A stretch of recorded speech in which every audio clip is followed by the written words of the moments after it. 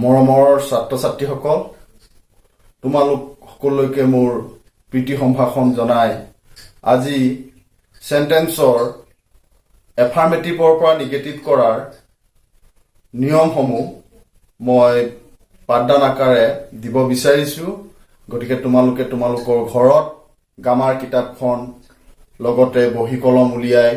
মই শিকোৱাৰ দৰে শিকিবলৈ যত্ন কৰিবা। সেন্টেন্স আমি জানিছিলো যে বাক্য SENTENCE সেন্টেন্স মানে হ'ল বাক্য, অৰ্থাৎ বাক্য আমি বক্তাজনৰ উদ্দেশ্য আৰু ধৰণ অনুসৰি 5 প্ৰকাৰ পাইছিলো। এতিয়া আমি বক্তাজনৰ প্ৰকাশভংগী হয় যদি বুজায় তেতিয়া আমি এফাৰ্মেটিভ বাক্যটো নিগেটিভ কৰিবলৈ অৰ্থাৎ নহয় বোধক কৰিবলৈ বা কেনেকৈ কৰিম তাৰ ওপৰত মই পাঠদান এটা দিবলৈ ওলাইছো। এতিয়া আমি দুটা ভাগ পাইছো, এফাৰ্মেটিভ AFFIRMATIVE অৰ্থাৎ হয় বোধক বাক্য, নিগেটিভ NEGATIVE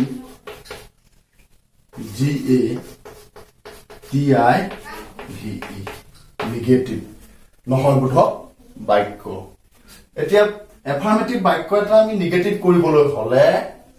ইয়াৰ কিছুমান নিয়ম আছে। প্ৰথম নিয়মটো হ'ল যে এফাৰ্মেটিভ বাক্যটোত থকা অক্সিলাৰী ভাৰ্বটোৰ পাছত আমি নট লগাই নিগেটিভ কৰিম। এতিয়া অক্সিলাৰী ভাৰ্ব মানে কি? AUXILIARY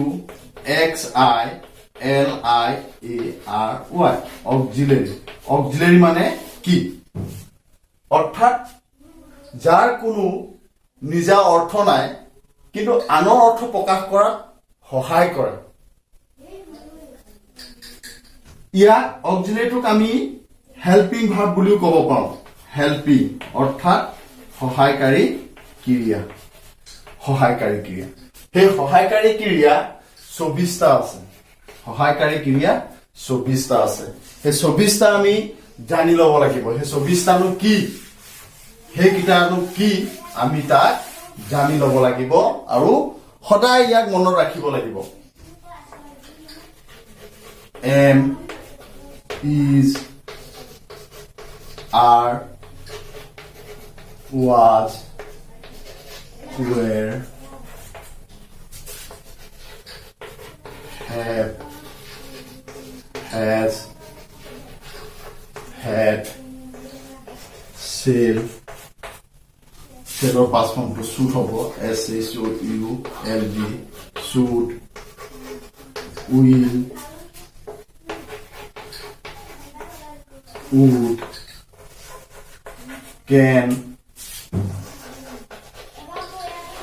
would, may, might, must,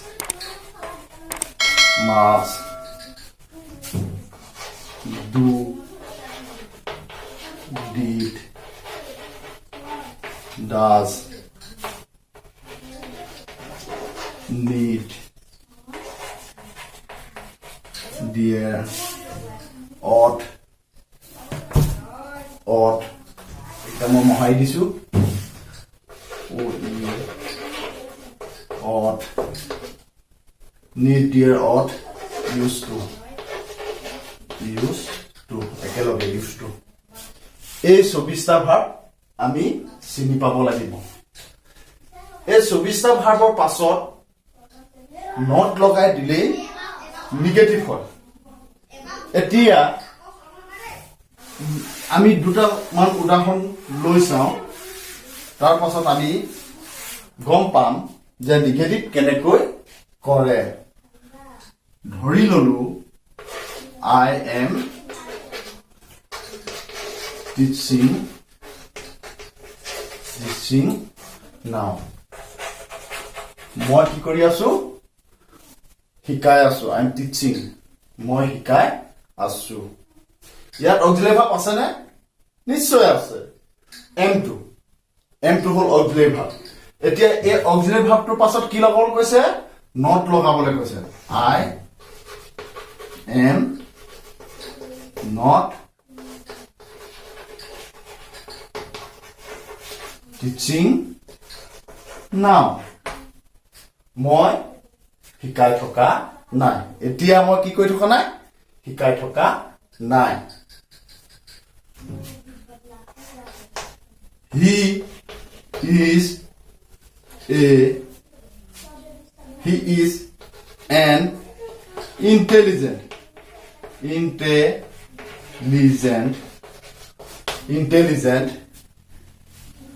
is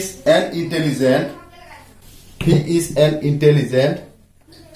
he is an intelligent এটো আই হ'ব ইন্টেলিজেন্ট তেওঁ কি এজন বুদ্ধিয়ক গতিকে আমি এটো নিগেটিভ কেনে কৰিম এটো লগত নটটো লগাই দিম he is not অৰ্থাৎ নটৰ শৰ্ট ফৰ্মটো এদে অক্সিলাৰী ভাৰ্বৰ লগত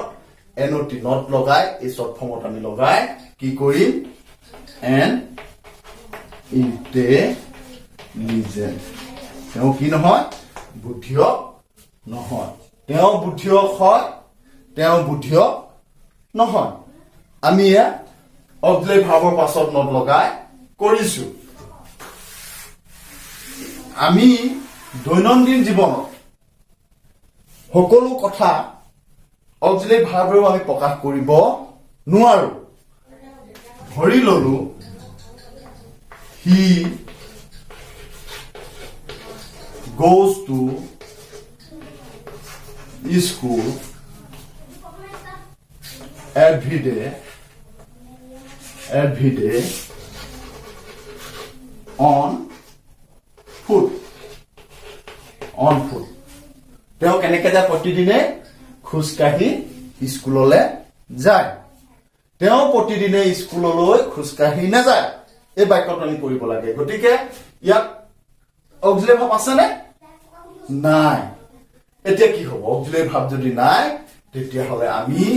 এই যে ডু ভাৰ্বটো পাইছিলো ডু ভাৰ্বৰ ল'ব লাগিব এটা ডু ভাৰ্বৰ সহায় ল'ব লাগিব আৰু ডু ভাৰ্বৰ সহায় লওঁতে আমি লক্ষ্য কৰিব লাগিব আৰু জানিব লাগিব যে বাক্যটো কোন টেন্সত আছে বাক্যটো কোন সাবজেক্টটো কি বাক্যটোৰ নাম্বাৰ কি এই কথাখিনি কিন্তু আমি জানিব লাগিব এটোটো এটা কি বাক্য ই হল টেন্সৰ কথা যদি আমি কওঁ এটো আছে প্ৰেজেন্ট ইনডেফিনিট গতিকে প্ৰেজেন্ট ইনডেফিনিট টেন্সৰ ফৰ্মেশনটো কি subject plus verb plus object হয়নে গতিকে ইয়াত অক্সিলাৰী ভাৰ্ব নথকাৰ কাৰণে হি প্ৰেজেন্ট টেন্সৰ হোৱাৰ বাবে আমি হি লগত কি লৈ আহিলো ডু লৈ আহিলো আৰু এই যে goes to third person singular number হোৱাৰ কাৰণে এই গো টুৰ লগত আমি এস টু লগাই দিলো এতিয়া কি থাকিলে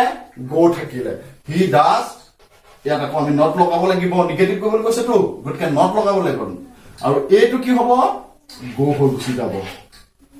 he does not go to school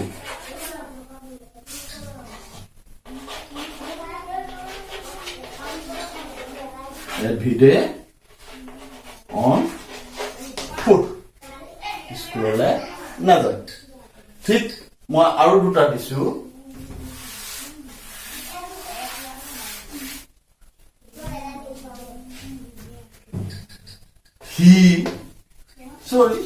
I did the work yesterday.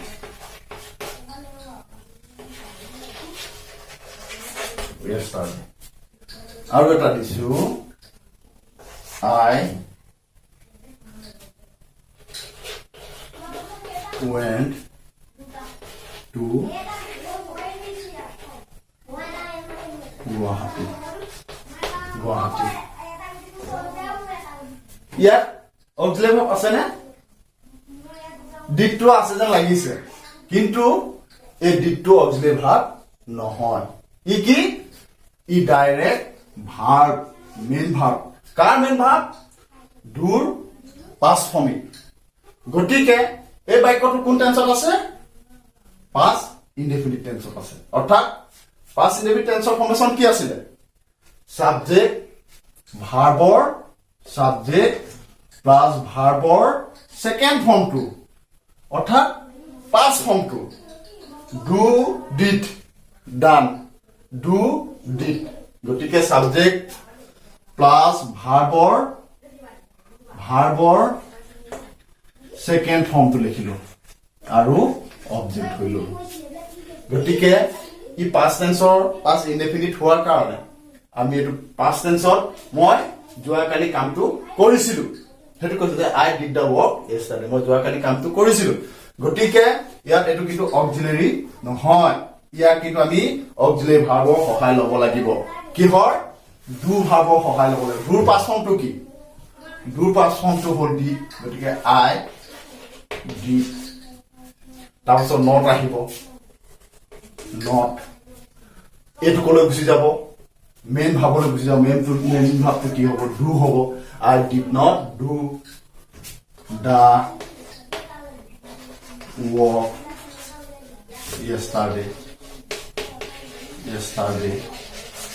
yesterday হ'ব ঠিক এই বাক্যটো পাষ্ট টেন্সতে আছে গতিকে পাষ্ট টেন্সত থকাৰ কাৰণে একে হ'ব আই ডিড নট এটো প্ৰেজেন্ট ফৰ্মলৈ লৈ গুচি যাব লাগে কি হ'ব go to school sorry go to school নাই নহয় গো টু গুৱাহাটী আছে গুৱাহাটী লিখিব লাগিব গো টু গুৱাহাটী যোৱা নাছিলো হয়নে গুৱাহাটী এটো গতিকে ছাত্ৰ ছাত্ৰীসকল এফাৰ্মেটিভ বাক্যৰ পৰা নিগেটিভ কৰিবলৈ হলে এটো হ'ল সচৰাচৰ সাধাৰণ নিয়ম আৰু নিগেটিভ বুজোৱা শব্দ কিছুমান আমি জানিব লাগিব ধৰি ললো নিগেটিভ বুজোৱা শব্দ কি নিগেটিভ বুজোৱা শব্দ প্ৰথমটো নট লগাই আছো not no none any nothing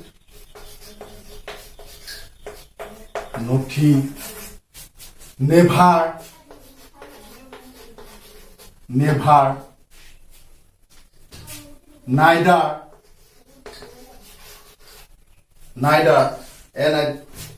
neither is here neither এনেকুৱা now where now where এই এনেকুৱা শব্দবোৰ আমি ব্যৱহাৰ কৰিব লাগিব বুজি পাইছানে ধৰি ললো মই কেতিয়াও চিৰিয়াখানা দেখা নাই মই কি দেখা নাই চিৰিয়াখানা দেখা নাই মই কেতিয়াও চিৰিয়াখানা দেখা নাই I have never seen the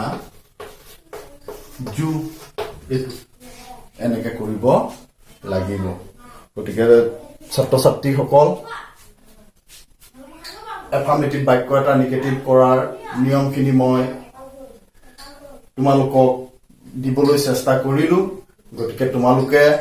তোমালোকৰ ঘৰত ভিডিঅ'ত দেখুৱাৰ দৰে ইংৰাজী গ্ৰামাৰখন পঢ়ি আৰু নিজকে